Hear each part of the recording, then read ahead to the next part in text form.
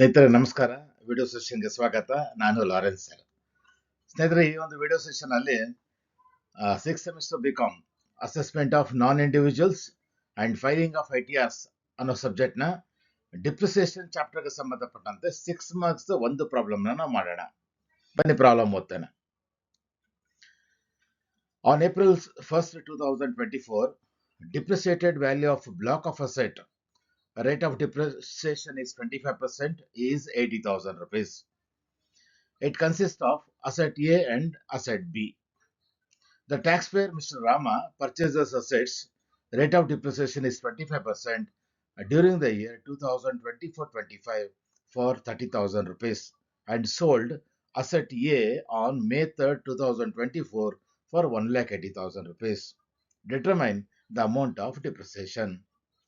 ಸ್ನೇಹಿತರೆ, ಈ ಒಂದು ಪ್ರಾಬ್ಲಮ್ ಪ್ರಕಾರ ನಾವು ಡಿಪ್ರಿಸಿಯೇಷನ್ ಕ್ಯಾಲ್ಕುಲೇಟ್ ಮಾಡಬೇಕಾದ್ರೆ ಅದು ಅದರಲ್ಲಿ 6 ಮಾರ್ಕ್ಸ್ ಪ್ರಾಬ್ಲಮ್ ಅಲ್ಲಿ ನಮಗೆ ಕೊಟ್ಟಿರುವಂತ ಅಸೆಟ್ ಯಾವುದು ಅಂತ ಮೊದಲು ನಾವು ನಿರ್ಧಾರ ಮಾಡಬೇಕು. ಯಾವ ಅಸೆಟ್ ಬಗ್ಗೆ ಹೇಳ್ತಾ ಇದ್ದಾರೆ ಅಂತ. ಪ್ಲಾಂಟ್ ಅಂಡ್ ಮಿಷನರಿ ಬಗ್ಗೆ ಹೇಳ್ತಾ ಇದ್ದಾರಾ, ಇಲ್ಲ other than plant and machinery ಬೇರೆ ಯಾವ್ದಾರು ಅಸೆಟ್ ಬಗ್ಗೆ ಹೇಳ್ತಾ ಇದ್ದಾರಾ ಅಂತ. ಯಾಕಂದ್ರೆ ನಾವು ಯೋಚನೆ ಮಾಡ್ಬೇಕಲ್ಲ, ಅಡಿಷನಲ್ ಡಿಪ್ರಿಸಿಯೇಷನ್ ಕೊಡೋ ಅವಶ್ಯಕತೆ ಇದೆಯೋ ಅಂತ ನೋಡ್ಬೇಕಾದ್ರೆ ಅದು profit and plant and machinery ಆಗಿರ್ಲೇಬೇಕಾದ್ರು. ಸೊ ನೋಡಿ, ಈ ಪ್ರಾಬ್ಲಮ್ ಅಲ್ಲಿ ಹೇಳ್ತಾನೆ, on April 1st, 2024 depreciate value of block of asset ಅಂತ ಹೇಳ್ತಾನೆ ಹೊರತು ಯಾವ ಅಸೆಟ್ ಅಂತ ಹೇಳ್ತಾ ಇಲ್ಲ.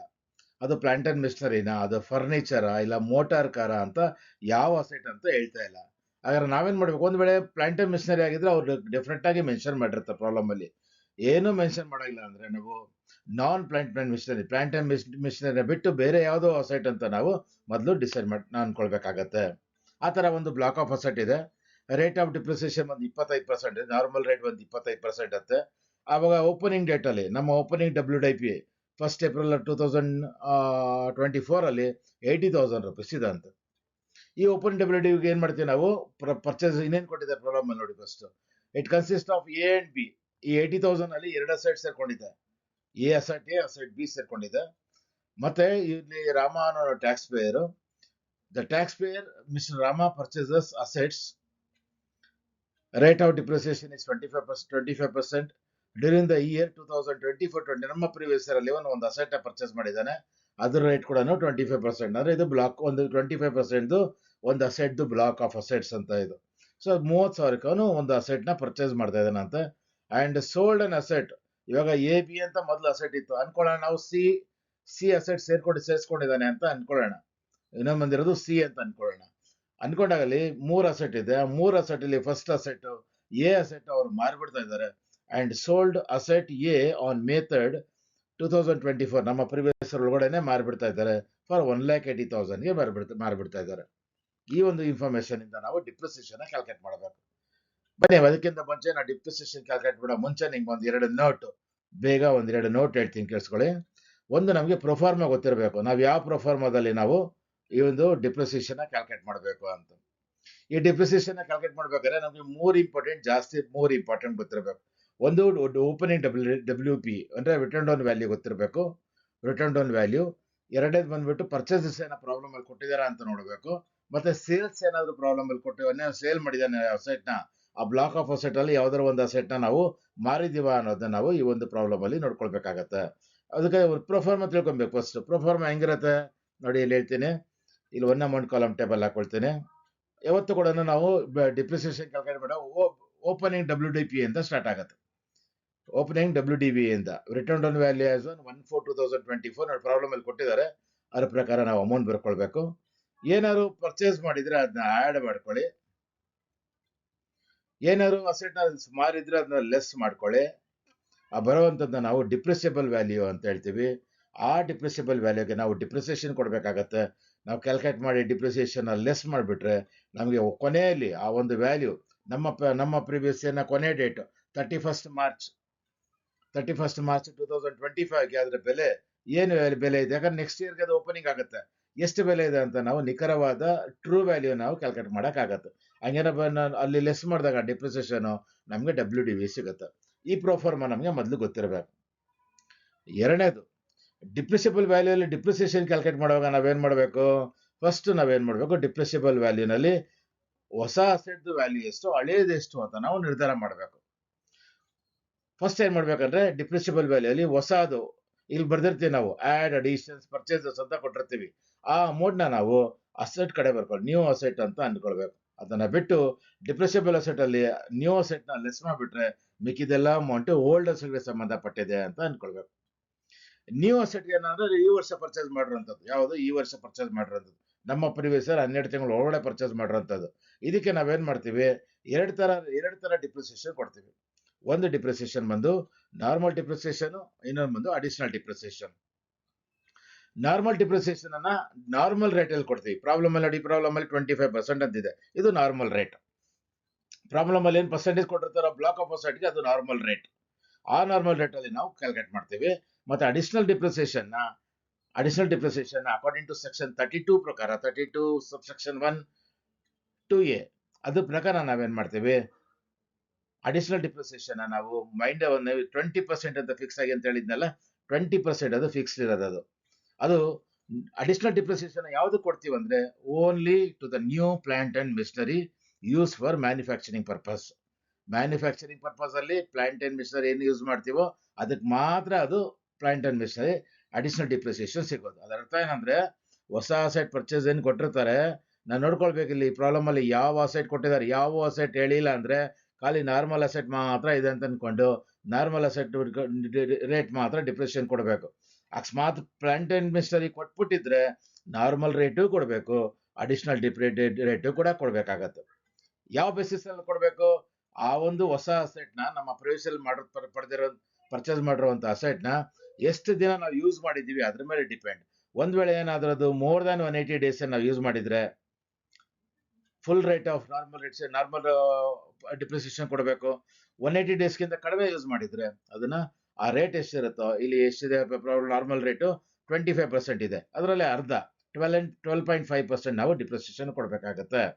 ಅದೇನಾದ್ರು ಪ್ರಾಬ್ಲಮ್ P&L ಅಕೌಂಟ್ ಕೊಟ್ಟಿದ್ದು ನಾವು ಏನಾದ್ರು ಪರ್ಚೇಸ್ ಮಾಡಿದ್ರೆ ಅದನ್ನ ನಾವು ಎಷ್ಟು ದಿನ ಯೂಸ್ ಮಾಡಿದೀವಿ, 180 ದಿನಕ್ಕಿಂತ ಹೆಚ್ಚಾಗಿ ಬಳಸಿದ್ರೆ 180 ಅಥವಾ 180ಕ್ಕಿಂತ ಜಾಸ್ತಿ ಬಳಸಿದ್ರೆ ಫುಲ್ ರೇಟ್ ಕೊಡ್ಬೇಕಾಗತ್ತೆ.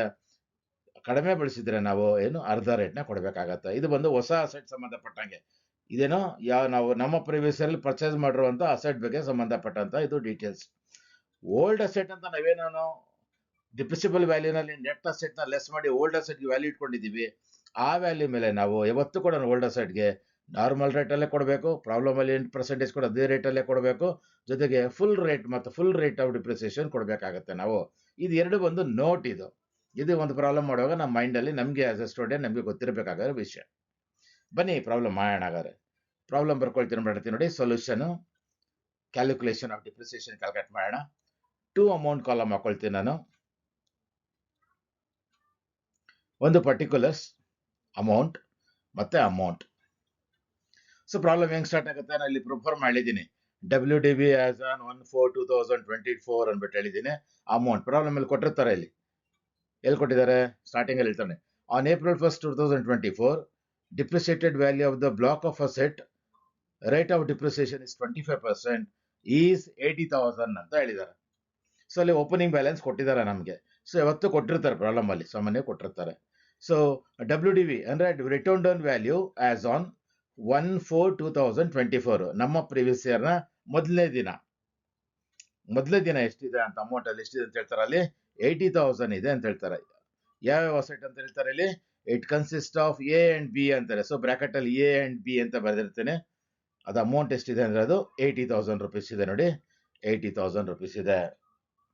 ಇದಕ್ಕೇನ್ ಮಾಡ್ಬೇಕು, ನಾನು ಈ ಒಂದು ವರ್ಷದಲ್ಲಿ ನಮ್ಮ ಒಂದು ಪ್ರಿವಿಯಸ್ ಇಯರ್ ಅಲ್ಲಿ ಯಾವ್ದಾದ್ರು ಫ್ರೆಶ್ ಪರ್ಚೇಸ್ ಆಫ್ ಅಸೆಟ್ ಮಾಡಿದ್ರೆ, ಅಸೆಟ್ ನ ಪರ್ಚೇಸ್ ಮಾಡಿದ್ರೆ ಅದನ್ನ ಆಡ್ ಮಾಡ್ಬೇಕಾಗತ್ತೆ. ಆಡ್ ಅಡಿಷನ್ಸ್ ಅಂದ್ರೆ ನಥಿಂಗ್ ಬಟ್ ಆಡ್ ಆಗಿರೋ ಹೊಸ ಅಸೆಟ್ಗಳು ಅಂತ, ಪರ್ಚೇಸ್ ಮಾಡಿರುವಂತ ಅಸೆಟ್ಸ್ ಅಂತ.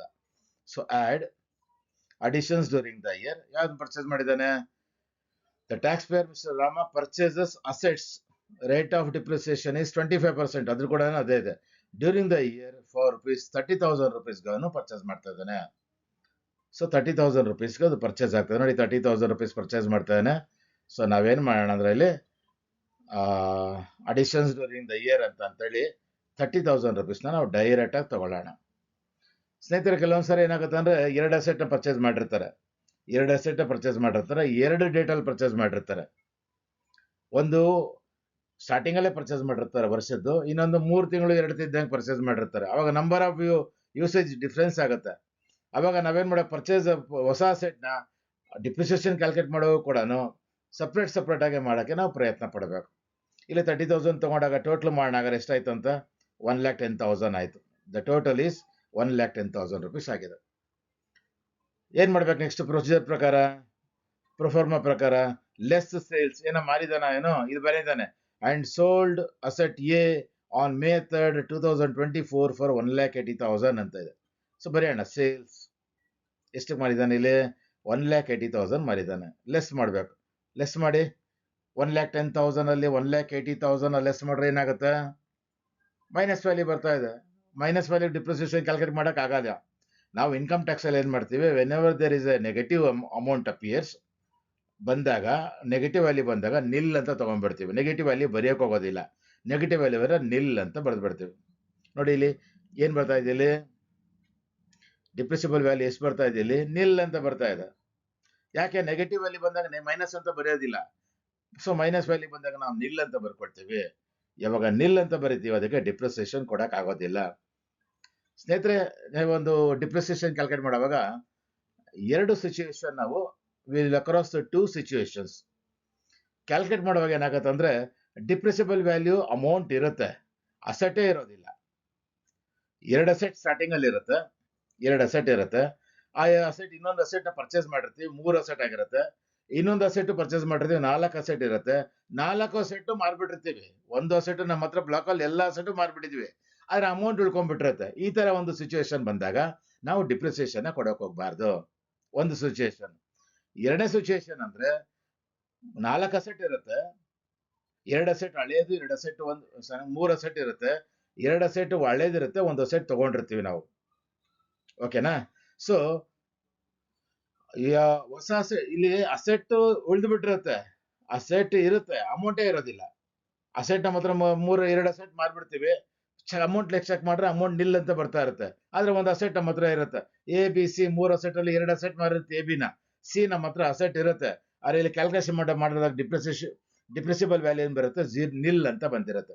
ಅಂತ ಟೈಮಲ್ಲಿ ಕೂಡ ನಾವು ಡಿಪ್ರಿಸಿಯೇಷನ್ ಕೊಡಕ್ಕೆ ಹೋಗ್ಬಾರ್ದು. ಇನ್ನೊಂದ್ಸರಿ ಹೇಳ್ತೀನಿ ನೋಡಿ, ಅಸೆಟ್ ನಮ್ಮ ಹತ್ರ ಇದೆ, ಡಿಪ್ರಿಸಿಬಲ್ ವ್ಯಾಲ್ಯೂ ನಿಲ್ ಬಂದ್ಬಿಟ್ಟಿದೆ. ಅಸೆಟ್ ಇದೆ ನಮ್ಮ ಹತ್ರ, ನಿಲ್ ಬಂದ್ಬಿಟ್ಟಿದೆ, ಅವಾಗ ಡಿಪ್ರಿಸಿಯೇಷನ್ ಕೊಡಕ್ ಹೋಗ್ಬಾರ್ದು. ಅಸೆಟೇ ಇಲ್ಲ, ಎಲ್ಲ ಅಸೆಟ್ ಮಾರ್ಬಿಟ್ಟಿದೀವಿ, ಡಿಪ್ರಿಸಿಬಲ್ ವ್ಯಾಲ್ಯೂ ಅಮೌಂಟ್ ಉಳ್ಕೊಂಡ್ಬಿಟ್ಟಿದೆ, ಅವಾಗ ಕೂಡ ನಾವು ಡಿಪ್ರಿಸಿಯೇಷನ್ ಕೊಡಕ್ ಹೋಗ್ಬಾರ್ದು. ಸೊ ಇಲ್ಲಿ ಡಿಪ್ರಿಸಿಯೇಷನ್ ಕೊಡಕ್ ಬರೋದಿಲ್ಲ ನಾವು. ಹಾಗಾದ್ರೆ ಡೆಡ್ಲೆಸ್ ಡಿಪ್ರಿಸಿಯೇಷನ್ ನಿಲ್ಗೆ ಡಿಪ್ರಿಸಿಯೇಷನ್ ಅದು ಪರ್ಸೆಂಟೇಜ್ ಏನೇ ಮಾಡೋದು ನಿಲ್ಲೇ ಬರುತ್ತೆ. ಸೊ ಅದರಿಂದ ನಿಮ್ದು ರಿಟರ್ನ್ ಆನ್ ವ್ಯಾಲ್ಯೂ ಏನಾಗಿರುತ್ತೆ? On 31st March 2025 amount will be nil ಆಗಿರುತ್ತೆ. ಸ್ನೇಹಿತರೆ, ಒಂದು ಪ್ರಾಬ್ಲಮ್, ಕೆಲವೊಂದ್ಸರಿ ನಾವೇನ್ ಮಾಡ್ತೀವಿ ಎಕ್ಸಾಮ್ ಅಲ್ಲಿ, ನಾವು ಸ್ವಲ್ಪ ನಾವು ಸ್ಟೂಡೆಂಟ್ಸ್ ನಾವು ಎಕ್ಸಾಂಪಲ್ ಏನ್ ಮಾಡ್ತೀವಿ, ನಾನು ಡಿಪ್ರಿಸಿಯೇಷನ್ ಲೆಕ್ಕನ ನನಗೆ ಮಾಡಕ್ ಬರುತ್ತೆ, ನಂಗೆ ಕಾನ್ಫಿಡೆನ್ಸ್ ಇರುತ್ತೆ ನನಗೆ. ಆ ಪ್ರಾಬ್ಲಮ್ ಮಾಡಿದಾಗ ಏನಾಗುತ್ತೆ ಅಂದ್ರೆ, ಕೆಲವೊಂದ್ಸರಿ ಅಸೆಟ್ ಇರುತ್ತೆ, ಅಮೌಂಟ್ ಖಾಲಿ ಆಗ್ಬಿಟ್ಟಿರುತ್ತೆ, ಇಲ್ಲ ಅಮೌಂಟ್ ಇರುತ್ತೆ, ಅಸೆಟ್ ಇರೋದಿಲ್ಲ. ಆ ಸಿಚುವೇಶನ್ ಬಂದ್ರೆ ಸ್ವಲ್ಪ ಪ್ಯಾನಿಕ್ ಆಗ್ಬಿಡ್ತೀವಿ. ಏನಪ್ಪ ಇದು, ನಾನು ತಪ್ಪು ಮಾಡ್ತಾ ಇದೀನ ಅಂತ ಅನ್ಸ್ಬಿಡುತ್ತೆ. ಆದ್ರೆ ನಿಮ್ಗೆ ಗೊತ್ತಿರಬೇಕು, ಈ ತರ ಸಂದರ್ಭಗಳು ಬರುತ್ತೆ ಅಂತ ನಿಮ್ಗೆ ಗೊತ್ತಿದ್ರೆ ಈ ಲೆಕ್ಕದಲ್ಲಿ ನೀವು ಏನೋ ಅದ್ರ ಪ್ಯಾನಿಕ್ ಅಥವಾ ನೀವೇನೋ ಅದ್ರ ಬಗ್ಗೆ ಯೋಚನೆ ಮಾಡೋ ಅವಶ್ಯಕತೆ ಇರೋದಿಲ್ಲ. ಸ್ನೇಹಿತರೆ, ಈ ತರ ಪ್ರಾಬ್ಲಮ್ ಏನಾದ್ರು ಕೊಟ್ಟಿದ್ರೆ, ಈ ಪ್ರಾಬ್ಲಮ್ ಅಲ್ಲಿ ಏನಾಗಿದೆ, 3 ಅಸೆಟ್ ಇದೆ, ABC 3 ಅಸೆಟ್ ಇದೆ. ಮೂರನೇದು ನಾನು ಸಿ ಅಂತ ಅನ್ಕೊಳ್ತಾ ಇದ್ದೀನಿ, ಪ್ರಾಬ್ಲಮ್ ಅಲ್ಲಿ ಕೊಟ್ಟಿಲ್ಲ. 3 ಅಸೆಟ್ ಇದೆ, ಎ ಅಸೆಟ್ ಮಾತ್ರ ಮಾರ್ತಾ ಇದ್ದೀನಿ, ಇನ್ನ BC ನನ್ನ ಹತ್ರ ಇದೆ, ಅದರ ಅಮೌಂಟ್ ಏನಾಗ್ತಾ ಇದೆ? ನೆಗೆಟಿವ್ ನಿಲ್ ಅಂತ ಬರ್ತಾ ಇದೆ. ಅಂತ ಟೈಮಲ್ಲಿ ನಾವು ಡಿಪ್ರಿಸಿಯೇಷನ್ ಕೊಡಕ್ಕೆ ಹೋಗ್ಬಾರ್ದು. ಸೊ ಮುಂದಿನ ವಿಡಿಯೋ ಸೆಷನ್ ಅಲ್ಲಿ ಸ್ನೇಹಿತರೆ ಮತ್ತೊಂದು ಪ್ರಾಬ್ಲಮ್ ಜೊತೆ ನಾನು ನಿಮ್ ಜೊತೆ ಡಿಸ್ಕಸ್ ಮಾಡ್ತೀನಿ.